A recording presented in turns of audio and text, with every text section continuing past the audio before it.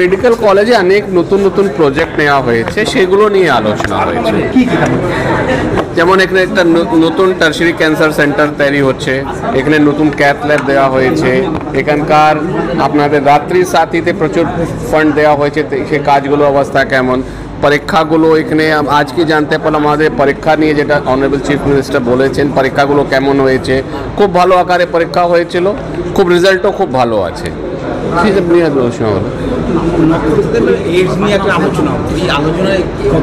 একটা regional review meeting of আমাদের যে এইডস কন্ট্রোল সোসাইটির আছে, সেটাও কিন্তু কয়েকটা 10টা জেলাকে নিয়ে সেই আলোচনাগুলো আমাদের হয়েছে, খুব ফলপ্রসূ আলোচনা হয়েছে। আমাদের একটা কনসেপ্ট, আমরা 95% লোক আইডেন্টিফাই করব, 95% লোকেই ট্রিটমেন্ট দেবো, 95% লোকেই আমরা কমপ্লিট করে দেবো, সেইটাই নিয়ে মেজর আমাদের মূল লক্ষ্য, সেটা নিয়ে কাজ।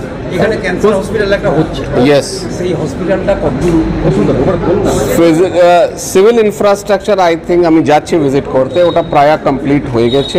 ওখানে 3টে বড় ইকুইপমেন্টগুলো লাগে, সেইগুলো আমাদের টেন্ডারগুলো ফাইনালাইজ হয়েছে, খুবই শীঘ্রই সেই ইকুইপমেন্টগুলো এখানে ইনস্টল হবে। একটা লিনিয়ার অ্যাক্সেলারেটর বলা হয়, একটা সিডি সিমুলেটর বলা হয়, একটা brachytherapy machine, all will be there. তো বর্ধমান জেলায় যারা রেডিওথেরাপি যে অ্যাডভান্স, সব থেকে বড় অ্যাডভান্স ট্রিটমেন্ট, সেটা রাজ্য সরকারকে তো এখানে খুবই শীঘ্রই চালু করে দেবে।